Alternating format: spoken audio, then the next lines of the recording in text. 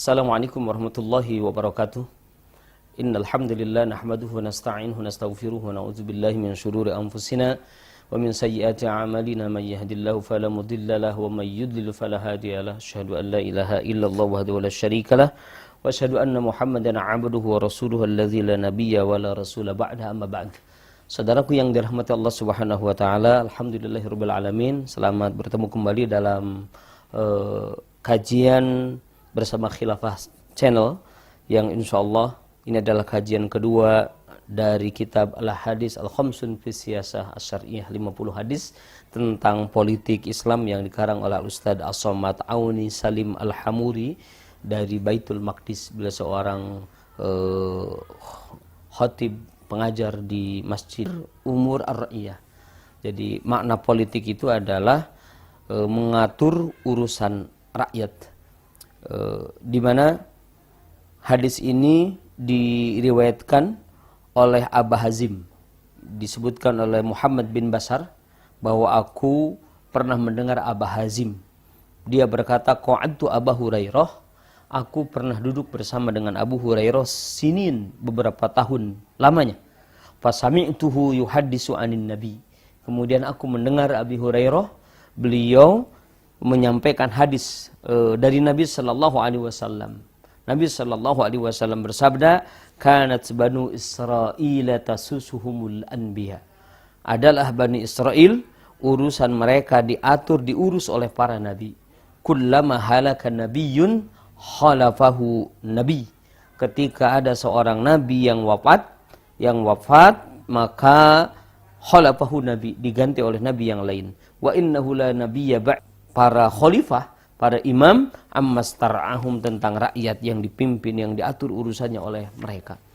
Saudaraku yang dirahmati Allah Subhanahu wa taala, hadis ini adalah hadis yang membuktikan kepada kita bahwa di dalam Islam itu ada yang disebut dengan aktivitas politik. Politik itu tidak bisa dipisahkan dari Islam.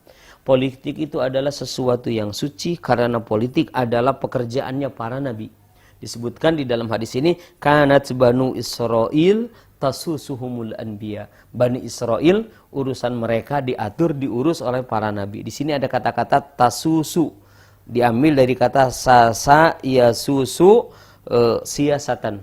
Makna sasa mereka kama taf'alul umara wal wulad birra'iyah, sebagaimana para umara, para pemimpin, mereka mengatur urusan rakyat. Wasiyasah, siyasah disebutkan di dalam beberapa keterangan para ulama, di antaranya dikatakan oleh Muhammad Fuad Abdul Baqi dalam Syarah Sahih Muslim dalam kitab Imarah juz 3 halaman 1471 dikatakan bahwa makna siyasah itu adalah al-qiyam ala syai'i bima yuslihu.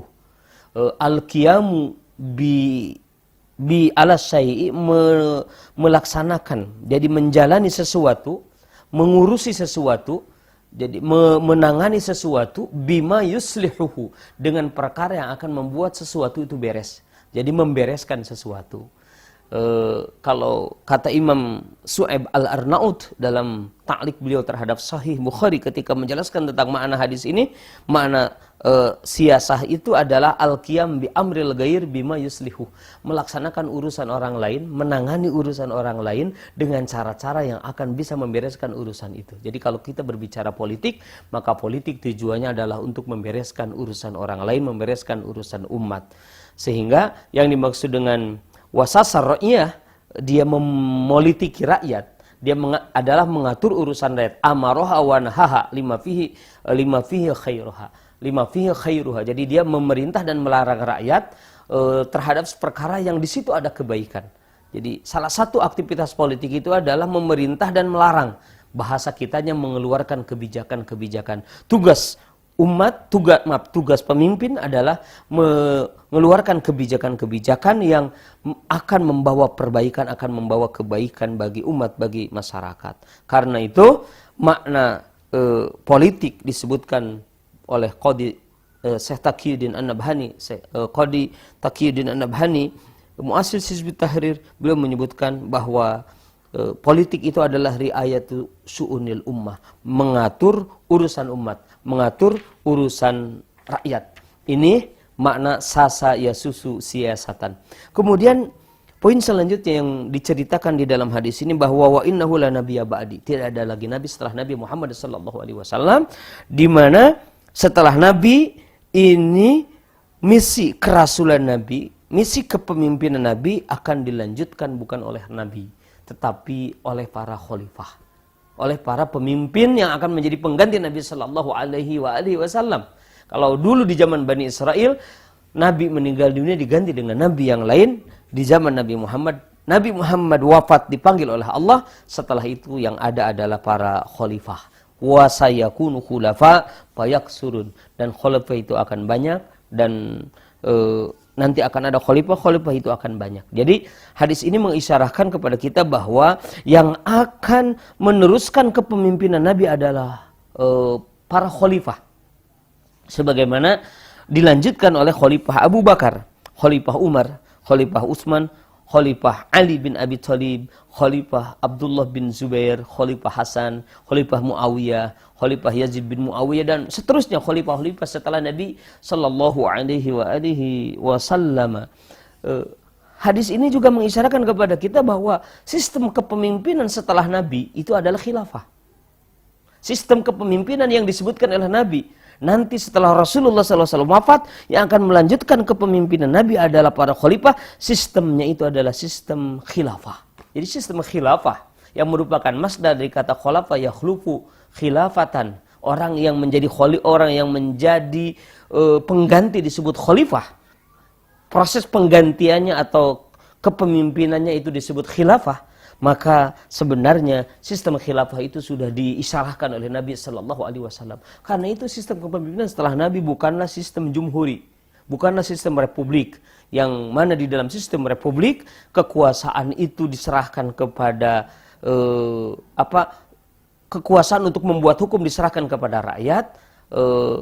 Pemimpin itu adalah orang yang diujroh, orang yang dibayar oleh rakyat sebagai pengganti rakyat untuk menjalankan hukum yang ditetapkan oleh rakyat. Rakyat menetapkan hukum, hukum ditetapkan oleh wakil rakyat.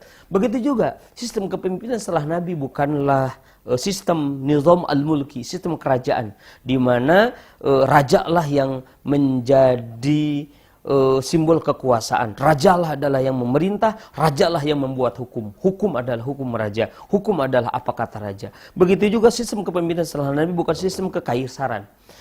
Sistem kekaisaran di mana hukum dijalankan oleh kaisar sesuai dengan apa yang diinginkan oleh kaisar. Kemudian manusia dibagi sesuai dengan kasta-kasta, ada strata-stratanya. Di dalam sistem kekaisaran ini tidak ada di dalam Islam. Jadi sistem satu-satunya akan melanjutkan kepemimpinan Nabi, dan ini yang harus ada di tengah-tengah kaum muslimin adalah sistem khilafah, yaitu nizamu wahdah, sistem kesatuan. Khalifah adalah seorang sosok pemimpin yang dipilih oleh umat, yang diangkat, dibaiat oleh umat untuk menghukumi umat dengan kitab Allah dan sunnah Rasulullah sallallahu alaihi wasallam. Kemudian di dalam hadis ini juga disebutkan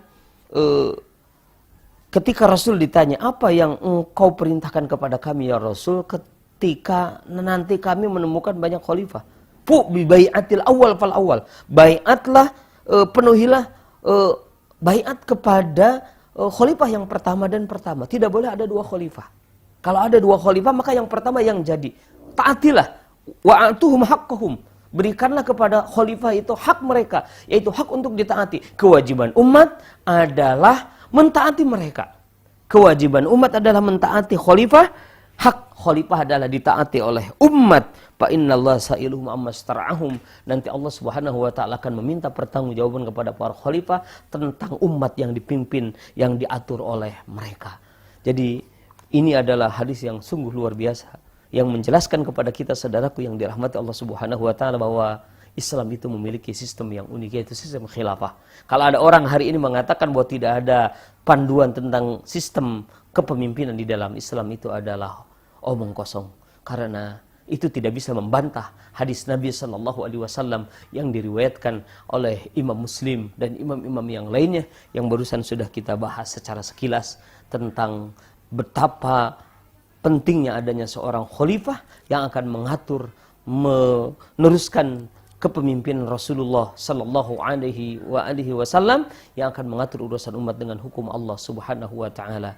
Tugas khalifah adalah menjalankan politik syar'i, politik menurut Islam, yaitu riayatu syu'unil ummah bil ahkamis syar'iyyah dakhiliyan wa kharijiyan, mengatur, mengurusi urusan umat di dalam negeri atau di luar negeri dengan hukum syariat, dengan menjalankan hukum Allah Subhanahu wa taala, baik politik dalam negeri atau politik luar negeri. Mudah-mudahan kajian ini ada manfaat.